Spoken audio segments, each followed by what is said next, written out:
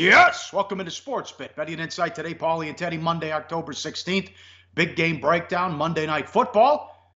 Titans have lost 11 in a row to the Colts. See if they can exercise the demons, and the Yankees season on the line. Game 3. They take on the Astros. We'll get to all that coming up. Deep dive. We'll recap a wild weekend in college football where number 2, 5, 8, 10, 19, 24, and 25 all lost. Huge upsets. And we start with the NFL where the upsets continued. You think you know this sport? You don't have a clue. Denver loses. Falcons lose at home. Dogs went 11-2, Teddy. A ton of money line parlays out there. Plenty of underdogs cashed again. Yeah. I mean, just look at the numbers. It started on Thursday night with the Eagles cashing at plus 130. And then on Sunday, it was the deluge. The Dolphins at plus 700, the Giants at plus 600. The two biggest underdogs on the board. They don't just cash plus the points. They both cash on the money line. And, of course, Vikings, Bears, Rams, Cards, Steelers, Chargers all come through for underdog bettors as well. So big weekend for dog players. Big weekend for dog players in the money line. Big weekend for anyone out there who is playing some of those money line parlays that we've been hyping here on SportsBit all football season long. We've also been hyping up midweek line moves and what the professionals are doing in the NFL. Made another good week. I couldn't remember there was a ton of Bears money middle of the week that got there.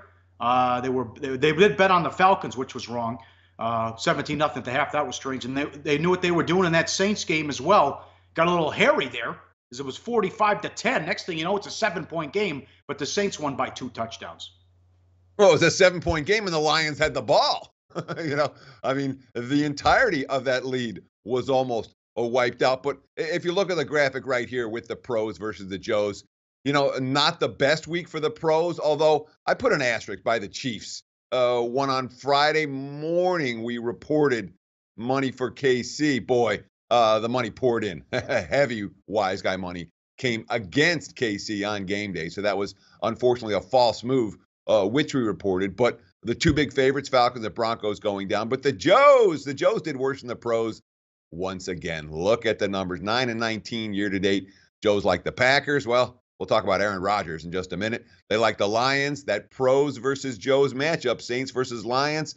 Pros got it right again. I believe they won every one of those this season behind another big day from Drew Brees and a Saints defense that scored touchdowns on possession after possession. And, of course, the Bucs and Broncos are both going down as well. Very popular plays amongst recreational bettors. Though the game day wise guy money, you talked about it. There was money on the Bears on game day. Big wise guy money on the Bears. Obviously, Saints money came in.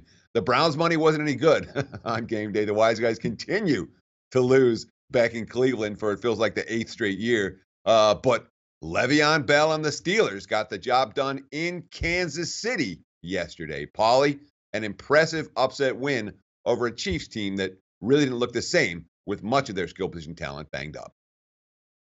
Well, they were out there. They were healthy. They played. Too bad. They had 26 yards in the first half. That's the Alex Smith we all know and love. Great job by the Steelers. Tough spot for the Chiefs now Thursday night in Oakland. Couple of blurbs. What do we do with the Falcons now, who have lost back-to-back home games and blew a 17-0 lead to the god-awful Dolphins and were shut out in the second half, maybe looking ahead to that Patriots rematch Sunday night? And how about this tweet? ESPN Stats and Info. We like the 49ers. They're feisty. They're in these games. They're the first team in history to lose 5 straight games by 3 points or less. And listen, it was the mother of all bad spots. The mother of all bad spots for San Francisco yesterday, when you think about it. They're coming off not 1, but 2 consecutive overtime losses where the defense was on the field forever. Playing their 3rd straight road game, traveling back east for an early start game, and their opponent is coming off a bye. So what San Fran, by the way, they benched their quarterback early on. Brian Hoyer was rough in that contest. C.J. Beathard came in and led a rally, and were it not for a very spotty call at the end of the game, San Fran might have been another underdog that won the game in outright fashion. So, first team in NFL history to lose 5 straight by 3 points or fewer. That's good news if you've been betting on the 49ers. They've been underdogs and cashing tickets every single week. Yep. And here we go, a conundrum for bookmakers and the public. Most people think he's the #1 quarterback in terms of value. What is Rodgers worth? How about 11 points early on? They host the Saints Sunday. The look-ahead line last week was Green Bay -6.5. Now you're seeing 5 and 5.5 as we tape this on the Saints, and the public's not even involved yet. Yeah, sure. But when you talk about where the wise guy money is going to go, the wise guy money often, when it talks about the very early, the first line moves, they're going to come anticipating where the public money is going to come, and nobody's betting on Green Bay this week in the public. When you talk about the Aaron Rodgers injury, it's not just this week where the point spreads are affected. Think about things like the MVP odds, where Rodgers was the favorite, or Super Bowl odds, where Green Bay was 5-1. Books pulled it off, 16-1. Now, the current line. So significant adjustments. And let's not forget, you talk about the point spread for this week. Say it's an 11-point move based on Aaron Rodgers. No. Aaron Rodgers is probably worth, the Hundley is probably worth about 7 or 8 points of that move. The rest of it is the fact that the Packers are an injury-riddled mess right now. Yesterday, first time all season, they had their entire starting offensive line out there. Well, neither tackle made it to the end of the game. Injury-riddled in the secondary, injury-riddled at the running back, injury-riddled on the offensive line, which makes it all the more difficult for a young QB like Brett Hundley to find his footing in a difficult situation. Our stats guy says about 8.5, 9 points. He's probably worth 10 as far as I'm concerned. That's a big drop-off. He's the entire team. And remember what happened the last time he was out? It was a horror show. And we'll see what Hundley's able to do. He's mobile. That's one thing that'll help them as they go against the Saints. Just for you, too, Teddy. Adrian Peterson, 134 yards and 2 touchdowns. How about that, Teddy? There's some value for you, Teddy. Arizona couldn't run the ball all year. Here comes AP. Bam. Right in there. That was great. Big game breakdown up next. Facing football in Game 3 between the Astros and Yankees on SportsBit. Betting Insight today on SBRpicks.com. Go to SBRodds.com. Browse, compare, and shop live odds available at top online sportsbooks. Back on SportsBit, Pauly and Teddy, big game breakdown. Always sponsored and powered by BetOnline. Exceptional customer service, strong promotions, every type of wager we're looking for out there. Check it out at BetOnline. Monday Night Football, Titans 7.5, 48 at home to the Colts. Mariota's in, Castle's out. Winner will be tied for first in the AFC South. 11 straight wins for the Colts over the Titans. See if they can exercise the demons. And big difference between Mariota and Castle. Who knows what he's worth here? They're telling you 7.5, 8 points. It was supposed to be pick 'em if it was Castle. 50 dropbacks by Castle. Netted only 132 yards last week. And they were horrible in that loss to Miami. They couldn't do anything, and everything was dink and dunk. Good offensive line. Still didn't matter. They couldn't move the ball against Miami in a horrible showing last week. Sure. And again, let's go look at those Matt Castle numbers, all right? We're talking about a guy who had 50 dropbacks. He's been sacked 8 times, been picked 10.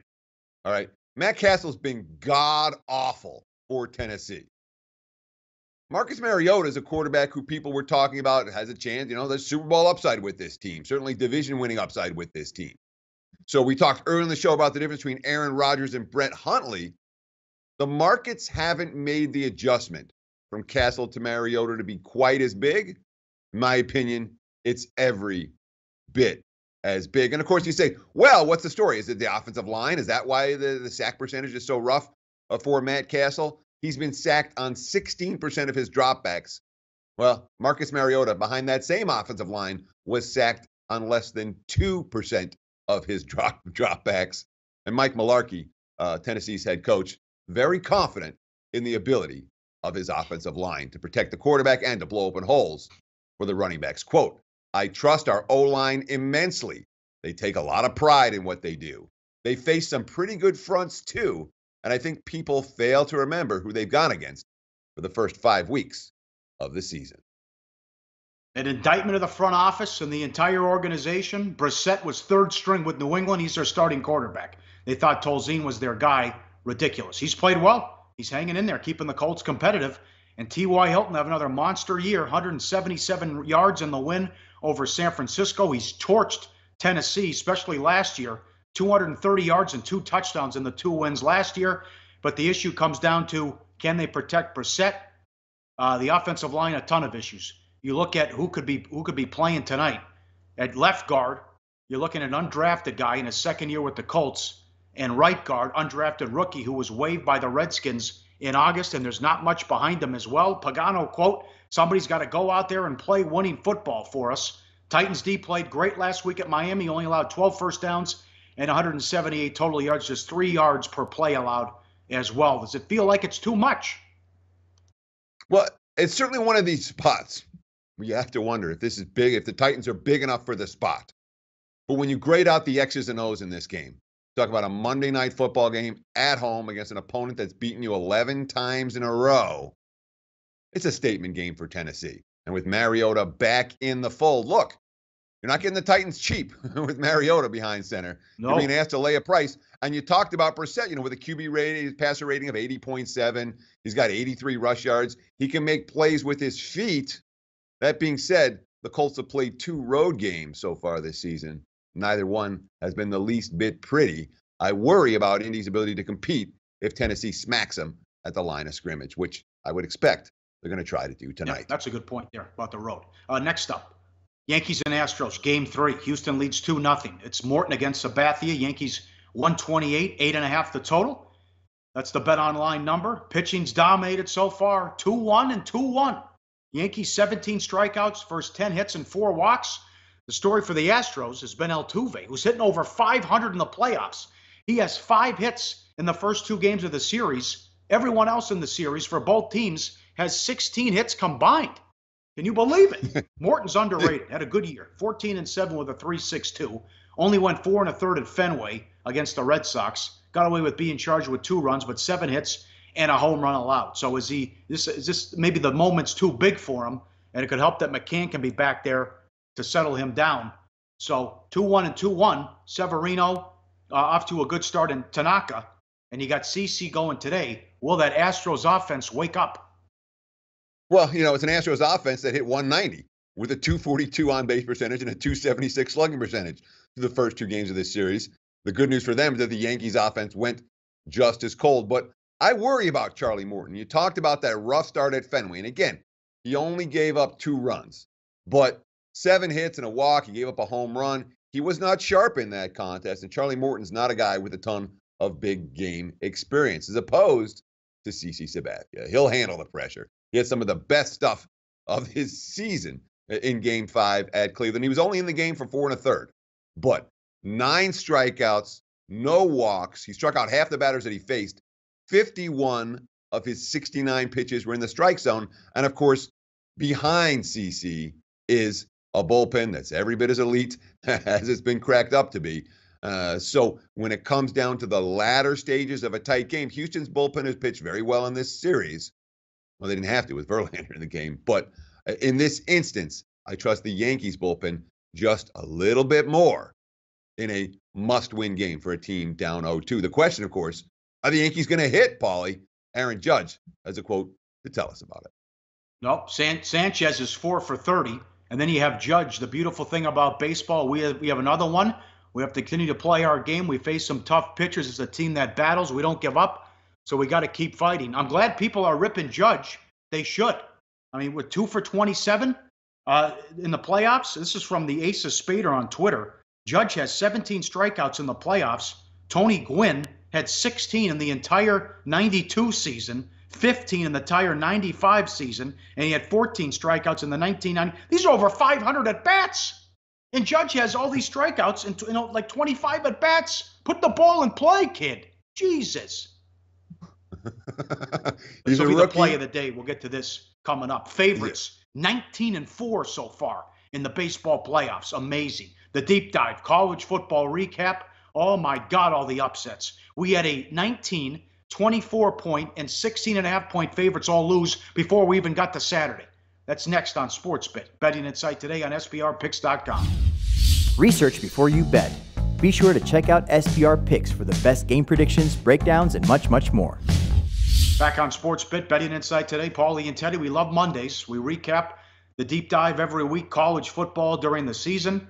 All the upsets. Look at this. This was the big story. Not only did you have huge upsets all weekend, 16 teams that opened as double-figure dogs had the lead in the fourth quarter. It started Wednesday with Troy laying 18.5-19 and lost to South Alabama.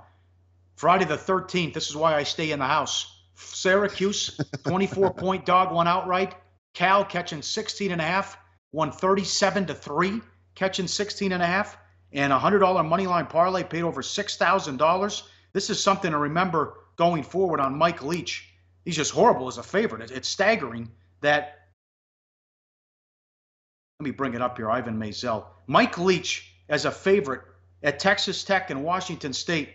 He loses by an average of 25 points per game, and he's lost 6 times by 31 points or more. That's impossible. And then it continued Saturday with more upsets. Bad week for the Pac-12. Arizona State catching 17.5 wins. Akron, Kent State, BC as high as 21.5. They went outright. It was madness, Teddy. Yeah, I mean, there's so many to talk about. Where to begin? I don't know if you saw. There's a little GIF out there with Jimbo Fisher looking at the final, getting informed of the final score of BC Louisville, and going, "Really? Like what?" That was the one that shocked me the most. But certainly, well, let's start with Friday night and what happened. I don't know where this. Okay, Clemson, Syracuse. Let's start there. All right, big score for the books. We're talking about a standalone game. And all the traffic was on Clemson. That was -20 bet up to -24. Ton of Tigers money. And frankly, if you didn't know the point spread, you just turned on the game, you would have known the difference between these two teams. Now, things went wrong for Clemson. They missed a couple of field goals. Kelly Bryant got hurt. But, from the pass the eye test, Syracuse passed the eye test on Friday night. And that's certainly one of a number of bad bets for the players. But let's also talk about this Arizona State, Washington. Here, the Washington Huskies, number 5 team in the country. Well, they didn't get any big plays on offense. They didn't create any non-offensive scores, and the Huskies have been great scoring on defense and special teams. Lo and behold, Jake Browning and company, just a single touchdown, Arizona State, in a wire-to-wire victory. Another game where the Sun Devils really passed the eye test pretty good, holding Washington to 7 points, considering they had allowed each of their last 11 opponents to score 30 points or more. All right, bad bets. Clemson took a lot of money from 20 up to 24. They lose, and we told you about this on Thursday. Tom Herman, now 13-0 against the spread as a dog since he was an OC at Ohio State. Nothing but Oklahoma money. I didn't understand it, but up to 9.5. They blow a big lead. They hang on and win by 5. Look at this, New Mexico. Plus 2.5, went off the favorite -2.5, plus 2.5 to -2.5, lost 38-0 against Fresno. There's your coach of the year with Tedford. They won 1 game last year. They're 4-2. UCLA money, I don't get it. Plus 1.5, went off a 2.5-point favorite, lost 47-30. Can't stop a nosebleed. Tate did it again. Huge performance. The Arizona quarterback, and Alabama opened 30.5, closed 37.5. And the only people who won are the people that got there early because they won 41-9. Yeah, okay, let's talk about Oklahoma first. And I was shocked at the money coming in on the Sooners. It's not like this Tom Herman trend is a trend that nobody's heard of, and everyone's yapping about it. And yet the markets move the other way. Texas was right in that game, wire to wire. Impressed with the Longhorns, certainly defensively. Played a pretty good game against Boomer Sooner, even though they didn't get the straight-up win. And I'll tell you what, I had New Mexico in my pocket. I had a lot of New Mexico in my pocket. I was like, yeah, I got the best of a 5-point move. Well, it was 14-0 after 1. Didn't get a whole lot better after that. You mentioned Jeff Tedford. He's a coach who deserves a lot of love. 4-2 straight up. How about this? Fresno State has covered the point spread in every game so far this season. Very good. Excellent. Bet for the books. Oklahoma, Texas total. Bet from 65 down to 62. And Navy, Memphis. That total was bet down from 75 to 71. That was a 30-27 final. BC, Louisville total, huge steam. 55 up to 60. 45-42. Kansas State, Iowa State total, 66 down to 62. That was 45-0. And this was really bad. There was 95% of the tickets at William Hill on TCU. They opened 4, bet up to 7, and they pounded the total from 53.5 to 49.5. That was no Ertz, the Kansas State quarterback. TCU won 26-6, and it was a lot of Boise State money. San Diego State was up 6.5, 7. Boise bet down to 5. It was 31-14. It wasn't even that close. Boise destroyed San Diego State on the road. Yeah, sure. I mean, overall, it was a pretty good weekend for the bookmakers. And of course, if you watch tomorrow's show, we'll have a deep dive like we do every Tuesday with Dave Mason from BetOnline, talking about the individual games and how the books fared over the course of the weekend. But one thing the books did not do particularly well on, certainly not on Saturday, was those steam moves on the total, one after the next, cashing. The wise guys had the total moves down. And, of course, that TCU game was a really bad game for the house.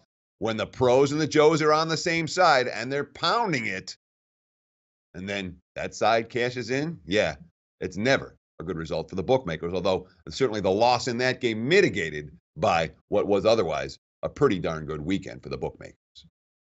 Yes, no doubt about it. How about a couple $200,000 bets on the Broncos, too, at a spot in town here? And the guy laid 13.5.